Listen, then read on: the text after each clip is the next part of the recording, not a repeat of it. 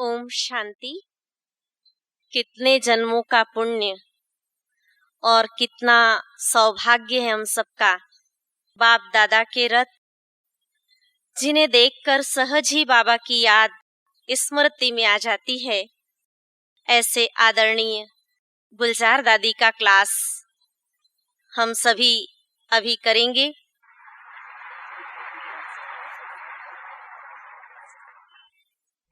ओम शांति।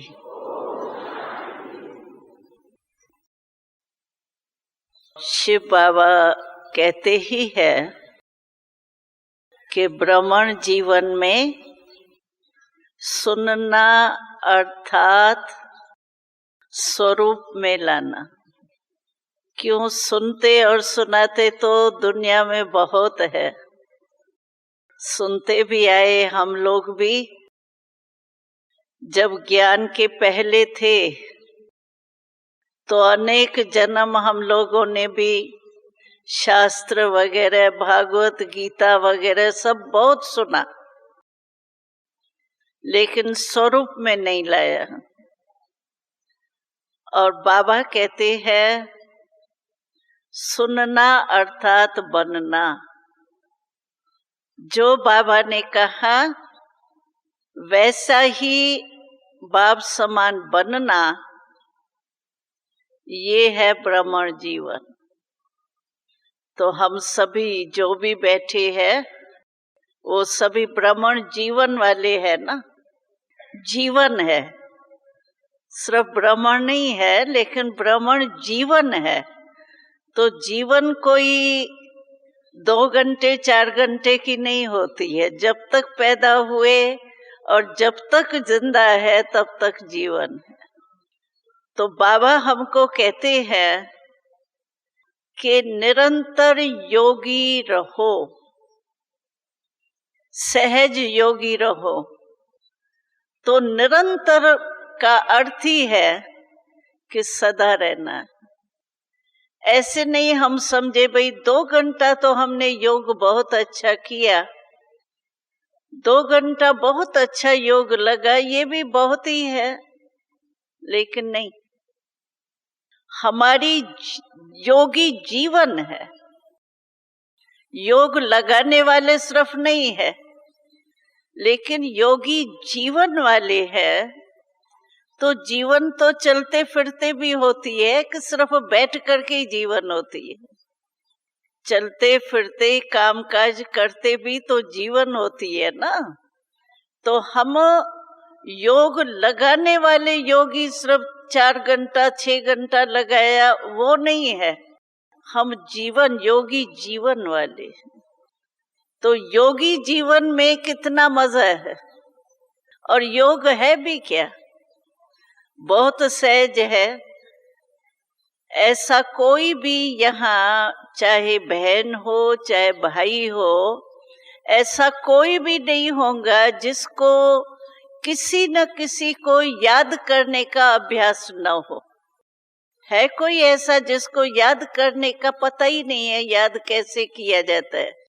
किसी को भी, चाहे आप कोई व्यक्ति को याद किया, संबंध से याद किया, चाहे कोई चीज को, वस्तु को याद किया, व्यक्ति को याद किया, याद करना तो आता है ना।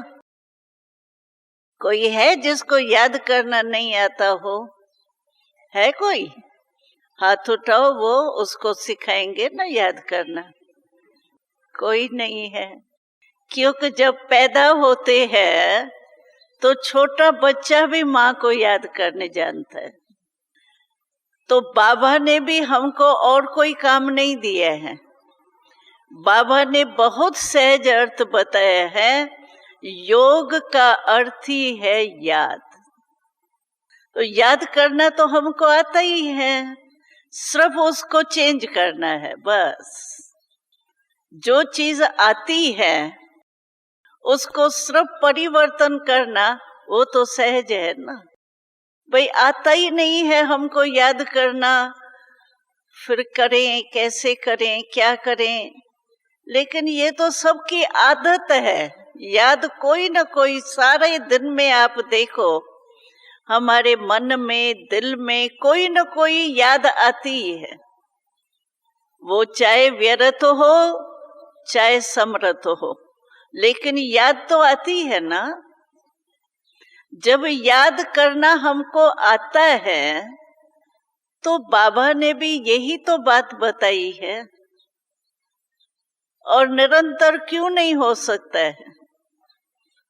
सिर्फ याद फालतू के बजाय, यहाँ वहां परेशान होने के बजाय एक बाबा को याद करो। और बाबा को याद करके, ऐसे नहीं है हम बाबा को याद करेंगे तो काम नहीं कर सकते, ऐसे नहीं है। बाबा ने कहा है कर्म योगी हो। कर्म करते भी आप देखो, अपने जीवन में अगर देखेंगे तो कई काम ऐसे आप करते हो, अनुभव होगा। जैसे मानो कभी कभी कोई भाई बहन अपना अनुभव सुनाते हैं। वही खाना खा रहे हैं, खाना खा रहे हैं अच्छी तरह से, और फिर खाना खाते कहाँ कहाँ बुद्धि चली भी जाती है। कोई ऐसा विचार होता है तो खाना खाने के बाद कोई पूछता है इस सब्जी में नमक ठीक था, तो सोचता है नमक था होगा, तो कहाँ था? तो खाना तो मुख में डाल रहा था, नाक में तो नहीं डाला। खा भी रहा था, लेकिन आपका मन और कहाँ था? तो कहाँ और होने के कारण आपको नमक मिर्ची का पता नहीं पड़ा, लेकिन दो काम किया ना आपने, खाना भी खाया और भी जहां भी आपका मन गया वो भी किया। तो अगर हम खाना खाके या कोई भी कर्म करते हुए बाबा को याद करें तो क्या नहीं हो सकता है? हो सकता है ना। और बाबा को याद करने से क्या होगा? हमारे में शक्तियां आएंगी, क्योंकि बाबा कहने से हमको बाबा का परिचय सारा आता है सामने। बाबा का टाइटल पहला पहला है ही सर्वशक्तिवान, ऑलमाइटी अथॉरिटी। तो आप देखो, आप मानो कभी कोई मित्र को याद करते हो तो आपकी स्थिति कैसी होती है? बहुत प्यार की होंगी, अच्छे अच्छे संकल्प आएंगे। और कोई मानो आपकी अनबनत है किससे, दुश्मन तो नहीं कहेंगे, लेकिन मतलब कोई बात ऐसी उल्टी सुल्टी हो गई और उसकी याद आपकी आती है, उसी समय आपका चेहरा बदलेगा। और उसकी याद आने से आपकी सारी स्थिति जो है वो बदल जाएंगी। तो अगर हम परमात्मा को याद करेंगे जो सर्वशक्तिवान है, ज्ञान का सागर है, सुख का सागर है, शांति का सागर है, सबका सागर है, उसको याद करके अगर हम काम करेंगे कोई भी, तो आप बताओ वो काम कैसा होगा? शक्तिशाली होगा ना। सर्वशक्तिवान के याद से हमारे कार्य में भी शक्ति आ जाएगी, तो फायदा ही है ना। काम भी अच्छा होगा। और आज भी मुरली में 2-4 दिन के मुरली में आया, तो जो बाबा की याद में काम करेंगे ना, वो थकेंगे भी नहीं। और आपको अनुभव होगा इस भ्रमण जीवन में, तो बाबा की याद से काम और ही दुगना हो जाता है।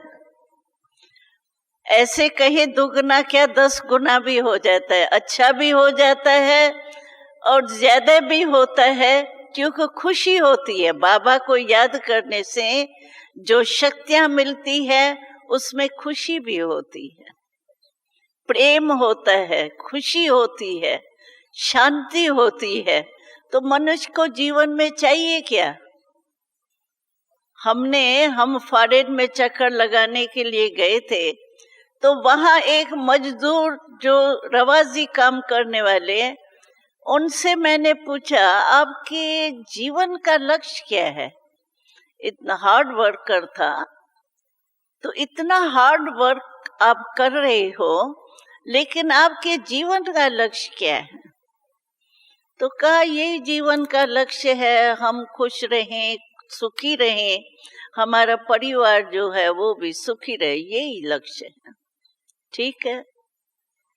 फिर मैंने पूछा, एक करोड़पति कहो, कुछ भी शाहूकार एक था, उससे भी मैंने पूछा आपके जीवन का लक्ष्य क्या है? इतना जो आप भागदौड़ कर रहे हो, तो आपके जीवन का क्या लक्ष्य है? उसने भी यही उत्तर दिया। जैसे मजदूर ने दिया, वैसे करोड़पति ने भी दिया। तो जीवन का लक्ष्य तो सभी का एक ही है, सुख, शांति, पवित्रता, आनंद, प्रेम, यही मनुष्य को चाहिए। और हम ब्राह्मणों को क्या मिल गया है? प्रभु प्रेम मिला है हमको। प्रभु का प्यार बहुत अमूल्य होता है। भक्ति में देखो, सिर्फ बेचारे चिल्लाते रहते हैं, पुकारते रहते हैं, हे भगवान, एक सेकंड के लिए एक थोड़ा सा अंजलि प्यार की दे दो। आप लोगों ने भी भक्ति की होगी, कोई कोई ने तो की होंगी। और हमको बाबा ने तो प्यार से ही पाल रहा है। हमारी पालना क्या है? प्रभु प्यारी तो है, और प्रभु प्यार के पालना से हम पल करके आगे बढ़ रहे हैं। तो प्रभु प्यार कोई कम नहीं है। प्रभु प्यार का अनुभव अगर हम कर लें, तो जहाँ प्यार होता है वहाँ सुत ही याद आती। बहुत बहुत भाग्यवान है जो हम सबको प्रभु प्यार प्राप्त हो रहा है। आप देखो, रोज मुरली में बाबा कितना प्यार से याद प्यार देता है। किस शब्दों में बाबा याद प्यार देता है? पहले पहले क्या कहता है? मीठे मीठे, कड़वे नहीं कहता। कड़वे भी होंगे तो भी मीठे कहता है, क्योंकि मीठा मीठा कहने से मीठा बन जाएंगे। तो मीठे मीठे। और फिर क्या कहता? सिकील दे, परमात्मा के सिकील दे है। रवाजी आत्मा महात्मा के सिकील दे नहीं है, परमात्मा कहता है सिकीलदा। फिर लाडले, कितना लाड प्यार। वैसे भी बच्चों से बाप लाड प्यार करता है, माँ लाड प्यार करती है, तो बाबा तो रोज हमको कहते हैं लाडले। तो इतना प्यार कोई सतयुग में जो श्री नारायण होगा ना, वो भी इतना प्यार नहीं देगा जितना परमात्मा प्यार है। ऐसा प्यार सारे कल्प में आपको मिल ही नहीं सकता। तो इसीलिए इस जीवन, ब्राह्मण जीवन की बड़ी वैल्यू है। ये संगम का समय कम नहीं है। संगम का समय सारे कल्प में श्रेष्ठ से श्रेष्ठ युग है और सबसे छोटा युग है। अच्छा, ज्यादा में ज्यादा बाबा ने तो फाइनल बताया नहीं है संगम युग की आयु कितनी है। बाबा तो अचानक और एवर रेडी का पाठ पढ़ाता है। कहीं पूछते हैं, बाबा विनाश की डेट बताओ ना। आप कहते तो हो विनाश होना है, लेकिन दिखाई तो दे नहीं रहा है। सारी दुनिया चल रही है, चलो कुछ नुकसान हो भी जाता है, ये भी हो, अर्थक्वेक भी हो जाती है, ज्वालामुखी भी फट जाता है, सब होता है, लेकिन फिर वैसे के वैसे ही हो जाते हैं, भूल भी जाते हैं। तो बाबा ने एक मुरली में कहा कि बच्चे मेरे से पूछते हैं कि बाबा विनाश कब होगा? तो बाबा ने कहा, क्यों परमात्म पाठ आपको अच्छा नहीं लगता है? हाँ? संगम युग पर तो परमात्मा का पाठ चल रहा है। तो बाबा ने इन शब्दों में भी बोला कि कोई मेहमान आपके पास आवे और उनसे आप पूछो कब जाना है, तो कैसे मेहमान क्या फील करेगा? और ये बाबा से पूछते हैं बाबा विनाश कब होगा, माना बाबा जाएगा ना, क्योंकि शिव बाबा तो सतयुग में होगा ही नहीं। तो बाबा ने कहा विनाश का क्यों सोचते हो? इस जीवन में आपको क्या कमी है जो विनाश का सोचते हो? चलो दुनिया वाले दुखी है, अशांत है, वो बेचारे सोचे कि कब विनाश होगा तो हम मुक्ति को प्राप्त करें, जीवन मुक्ति को प्राप्त करें। लेकिन हमको क्या है? हमको कोई दुख है क्या? अशांति है क्या? और ये चांस परमात्म प्यार का इस युग के सिवाय तो हमको मिलना ही नहीं है। इसीलिए बाबा कहते हैं संगम युग जो समय है ना, उसका भी महत्व समझो। बाबा दो शब्द बोलते हैं, एक स्वयं का, मैं कौन। पहला शुरू का पाठ हमारा कौन सा है? आत्मा का पाठ जब पढ़ाते हैं तो क्या कहते हैं भाई, मैं कौन, वो पहेली हल करो। पहला पाठ भी मैं कौन है। और अभी तक भी बाबा कहते हैं कि मैं कौन हूं, ये स्मृति में रखो। जिसको अभी जो बाबा वर्णन करता है, तो बाबा इन शब्दों में वर्णन करता है कि अपने स्वमान को पहचानो। मैं कौन? मैं कौन सी आत्मा हूं? आत्मा तो सभी है, अज्ञानी जो है वो भी आत्मा है, लेकिन हम कौन सी आत्मा है? मैं कौन हूं? भगवान ने हमारे को अपना दिल तख्त दिया है। ऐसा तख्त कभी देखा क्या? सतयुग में भी ऐसा नहीं होगा। रतन जर्द का तख्त क्या बड़ी बात है। लेकिन ये परमात्मा का दिल तख्त, परमात्मा ने हमको ऑफर की है अपने दिल तक, मेरे दिल तख्त पर बैठ जाओ, और जितने भी बैठने चाहे उतने बैठ सकते हैं। तो आपको बैठना आता है ना दिल तख्त पर या नहीं? नीचे खिसक आते तो नहीं है?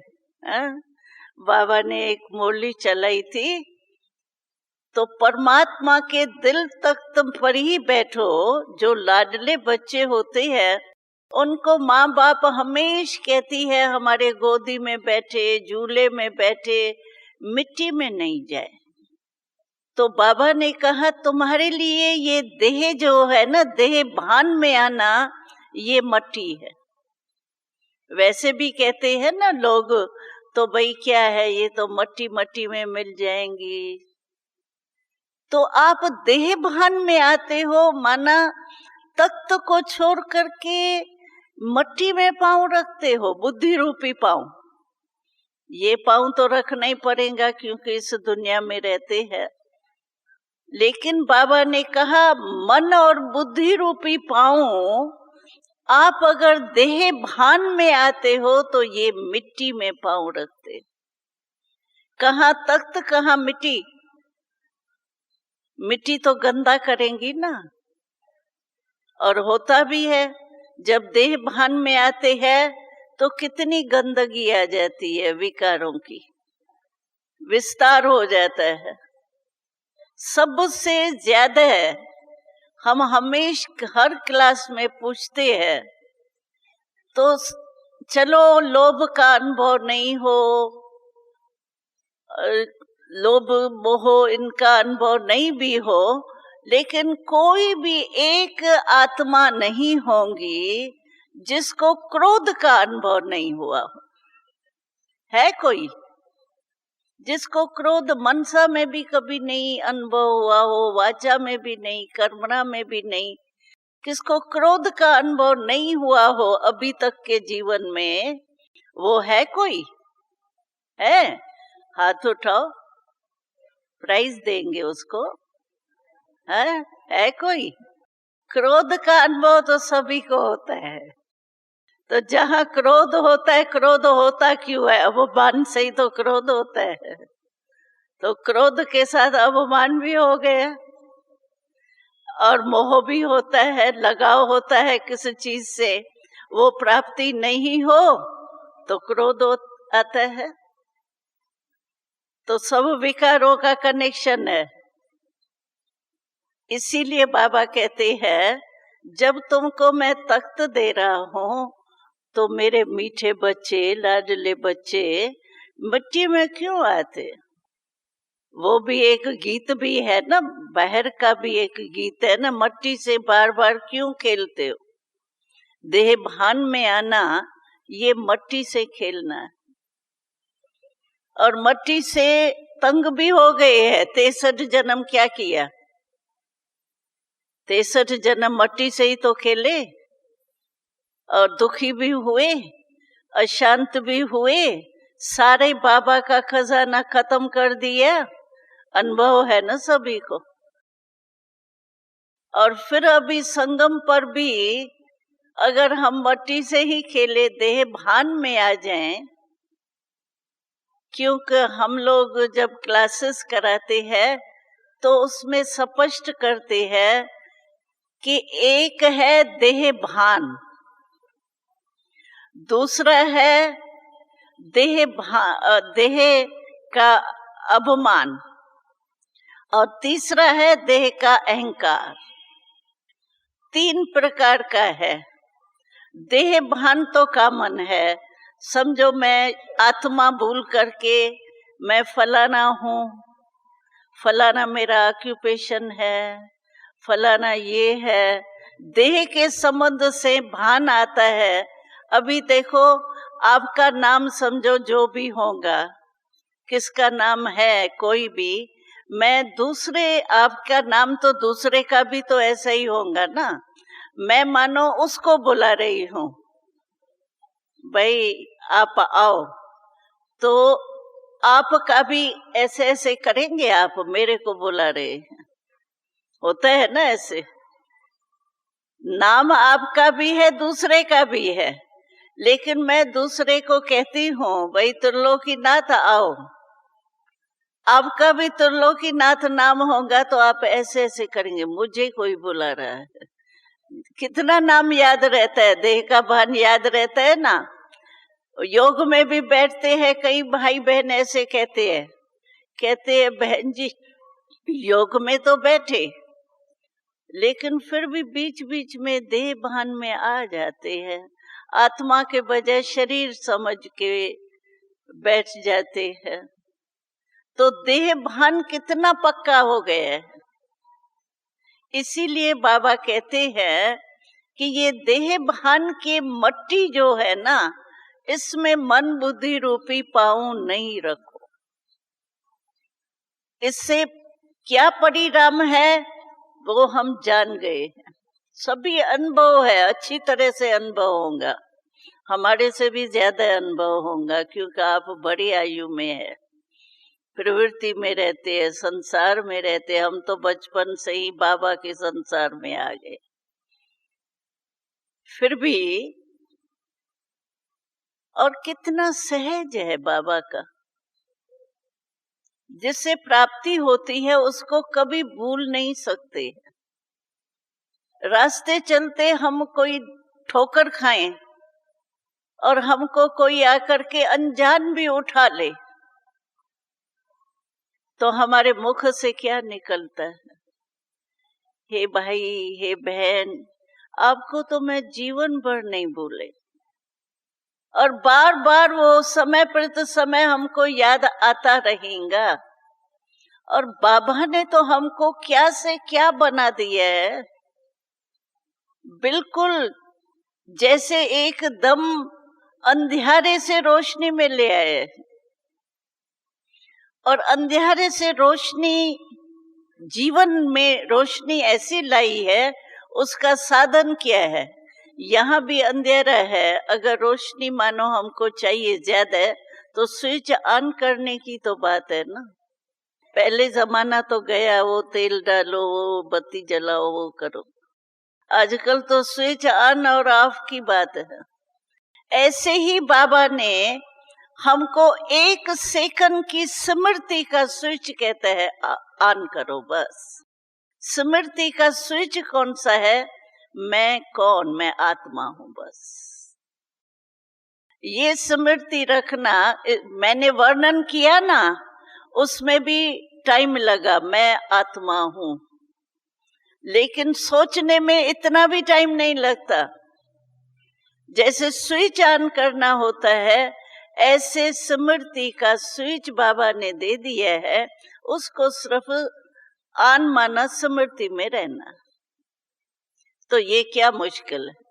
और हुई मैं आत्मा, सारा दिन बाबा ने एक मुरली में कहा था कि सारा दिन आप मैं शब्द कितने बारी कहते हो, गिनती करो।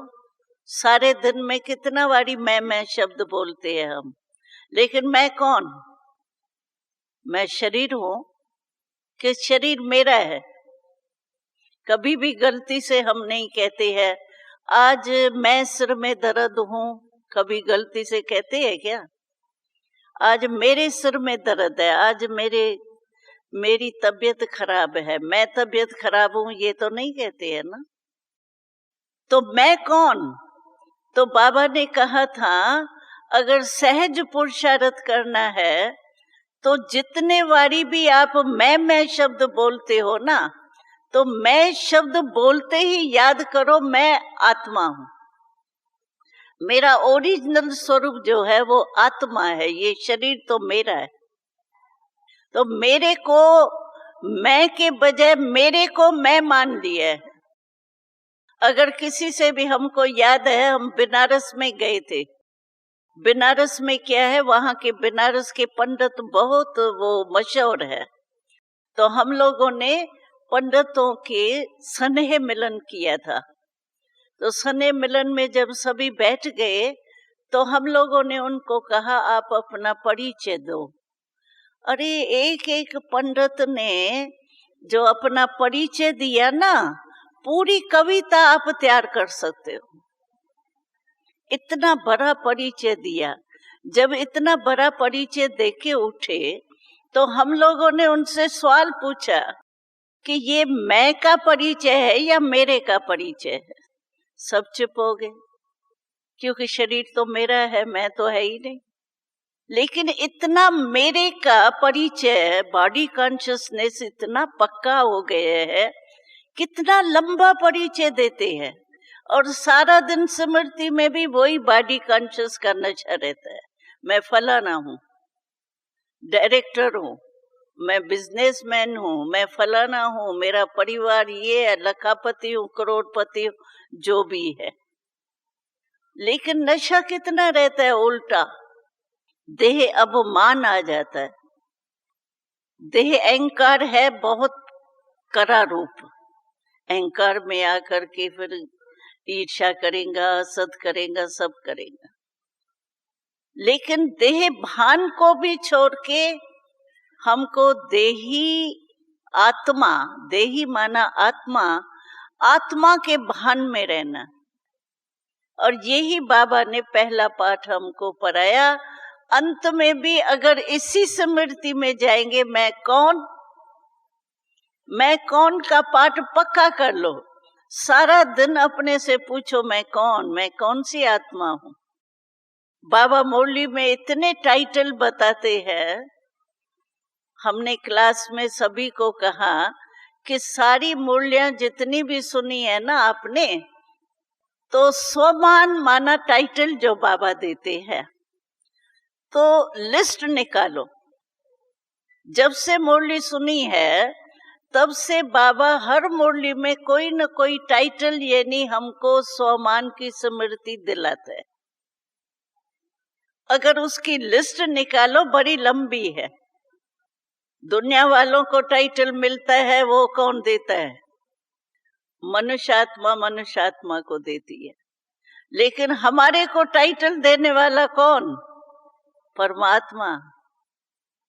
परमात्मा द्वारा हमको टाइटल मिले हैं। उसका कितना महत्व होगा। और रोज अगर आप मुरली सुनते हो या पढ़ते हो तो हर मूली में कोई न कोई टाइटल स्वमान होता है। अपने मन और बुद्धि को अगर वो होमवर्क दे दो ना, आजकल होमवर्क बच्चों को इतना देते हैं, वो बेचारे चिल्लाते हैं, कहते होमवर्क इतना देते हैं टीचर जो थक जाते हैं। लेकिन क्यों देते हैं टीचर होमवर्क? तो उनका घर की बातों में बुद्धि नहीं जावे, पढ़ाई में ही रहे। ऐसे बाबा भी हमको कहता है कि एक सोमान अपना स्मृति में रख लो और वो मन और बुद्धि को होमवर्क दे दो। भाई आज बाबा ने कहा है तुम रूहानी यात्रा पर हो, रूहानी यात्रु हो, मानो। तो सारा दिन मन और बुद्धि, मैं रूहानी यात्रु हूँ। यात्रा कौन सी है, मंजिल कौन सी है, और मंजिल में प्राप्ति क्या है, और ले जाने वाला हमारा पंडा कौन है जो यात्रा कराता है, इसके डिटेल में सोचते रहो। मन इसी में ही बिजी रहे तो माया तो बेचारी की ताकत ही नहीं है आपके पास आने की। बार बार युद्ध करनी पड़े, नहीं ये नहीं ठीक है बाबा बाबा। फिर कई भाई ऐसे कहते हैं, माया आती है ना तो हम कहते बाबा बाबा बाबा बचाओ, बाबा बाबा ये कृपा करो, बाबा दया करो, बाबा ये। बाबा कहते फरियाद करते हो या याद करते हो? ये तो फरियाद हो गया ना, याद तो नहीं हुई। तो फरियाद से थोड़ी कोई प्राप्ति होंगी, याद से प्राप्ति होंगी ना। लेकिन माया आवे ही क्यों? अगर हम बिजी है, हमने देखा है दिल्ली में बड़े बड़े ऑफिसर क्या करते हैं, होते अंदर है लेकिन बाहर बोर्ड लगा, वो तख्ती लगा देते हैं आउट, क्योंकि उनको काम करना पड़ता है। और बीच बीच में बार बार कोई मिलने जावे तो उनका काम नहीं पूरा हो सकता है, तो ऐसे करते हैं आउट का बोर्ड लगा देते हैं। जो भी आएगा देखेगा आउट लिखा हुआ है, ठहरेगा क्या? वापस चला जाएगा ना आप ही।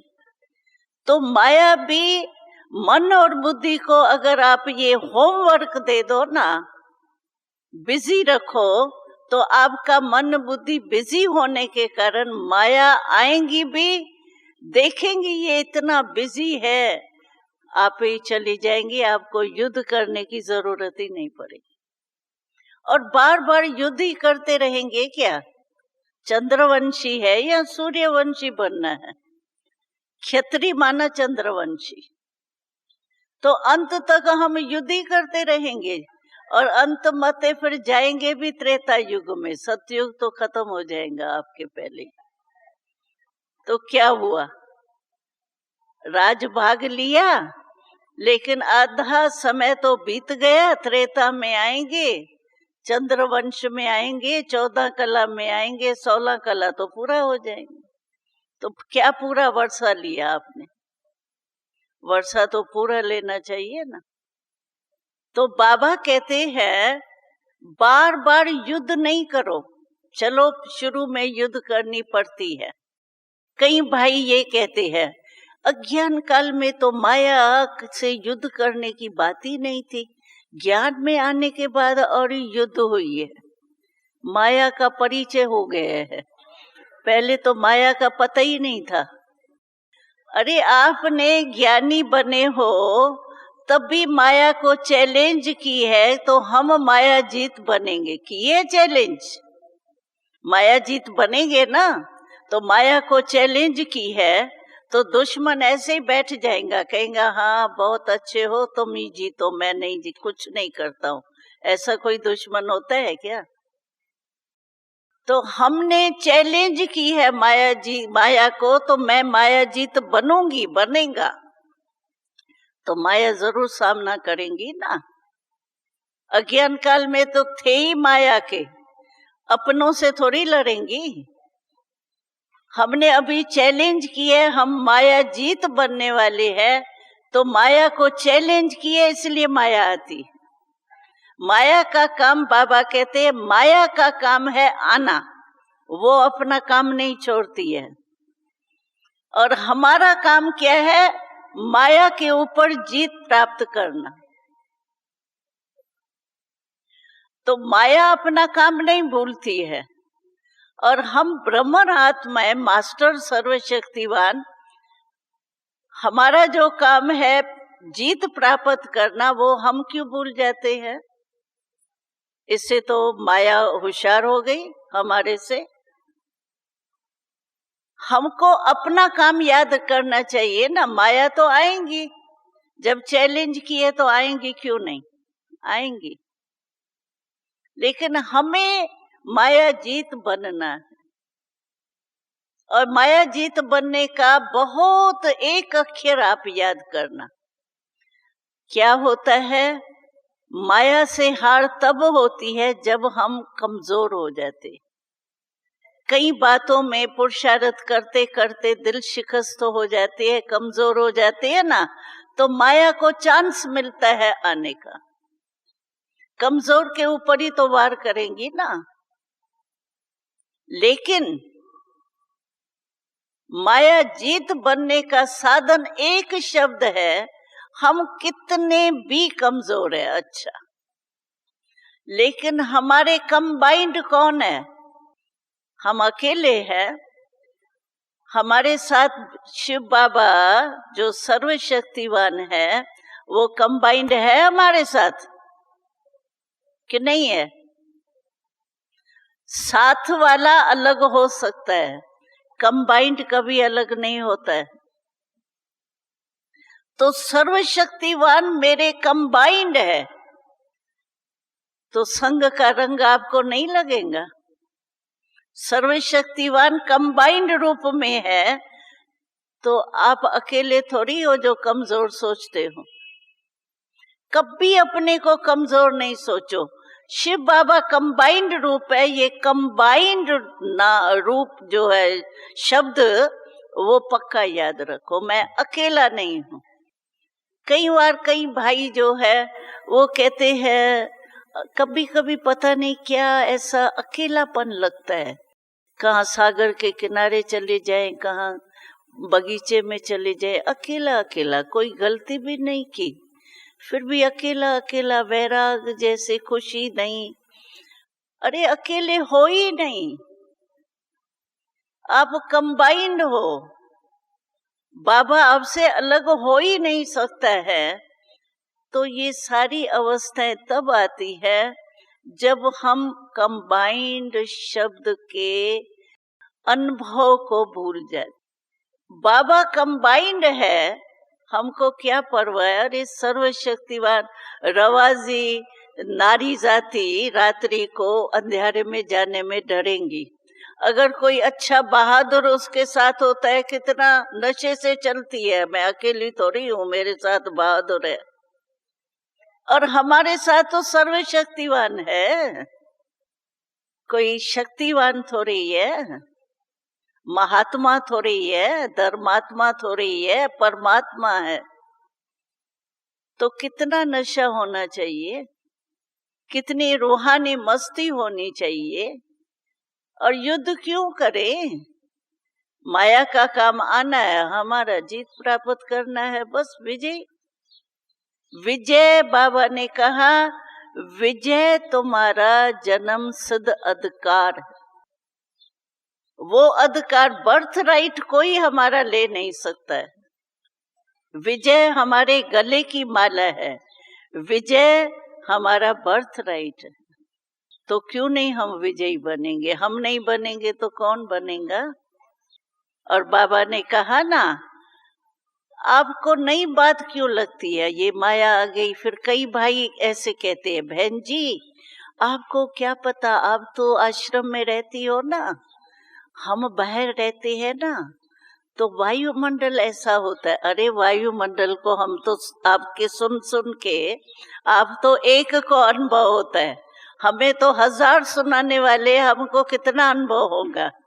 सुनाने से भी तो अनुभव होता है। ऐसे थोड़ी कुएं में गिर के देखे तभी कहेंगे कुएं का गिरने का अनुभव क्या होता है। सोच देख करके भी तो अनुभव होता, सुन के भी तो अनुभव होता। तो ऐसा नहीं है। वायुमंडल कैसा भी हो, लेकिन वायुमंडल को जीतने के लिए हमारी वृत्ति कितनी शक्तिशाली है। हमारे वृत्ति से वायुमंडल बदल जाएगा। हमारा ठेका है। आप सभी बाबा के साथ ठेकेदार हो ना, विश्व को परिवर्तन करने वाले। उठाए है ना ठेका। जब प्रकृति को भी हम बदली कर सकते हैं तो ये क्या छोटी छोटी बातें। इसीलिए बाबा कहते हैं सदा याद में रहो, और याद बहुत सहज है। बस मेरा बाबा, बस एक ही दिल से शब्द बोलो, मेरा बाबा। बस बाबा नहीं, मेरा कहेंगे तो ममता जाएंगी बाबा में, याद आएंगी। सर्व भगवान अज्ञान काल में क्यों नहीं बाबा से प्यार होता, परमात्मा से? वो के हजारों सूर्य से तेजोमय। अरे हम उसको याद करेंगे तो पहले ही हजारों सूर्य का सेक तो मेरे पास आएगा, पहले मैं जलूंगी। याद क्या करूं? लेकिन बाबा ने हमको परिचय दे दिया, मैं ज्योति बिंदु हूं। बस एक बिंदी शब्द को भी याद करो तो भी बेड़ा पार हो जाएगा। लेकिन क्या होता है, लगाते हैं बिंदी, बन जाता है क्वेश्चन मार्क। और क्वेश्चन मार्क देखो कितना टेढ़ा होता है, और बिंदी कितनी सहज है। तो बाबा कहते क्वेश्चन मार्क क्या, ये जो दूसरी जो भी मात्राएं होती है उस लगाने की जरूरत ही क्या है? सिर्फ बिंदी लगाओ बस। 3 बिंदियों का तिलक रोज अमृत वेले लगाओ। एक मैं आत्मा बिंदी, दूसरा शिव बाबा बिंदी, तीसरा ड्रामा में जो कुछ बीता वो फुल स्टॉप, वो भी बिंदी। 3 बिंदियों का तिलक रोज अमृत वेले अपने को लगाओ तो सारा दिन आपका बहुत खुशी में, शांति में, शक्तिशाली बीतेगा। ओम शांति।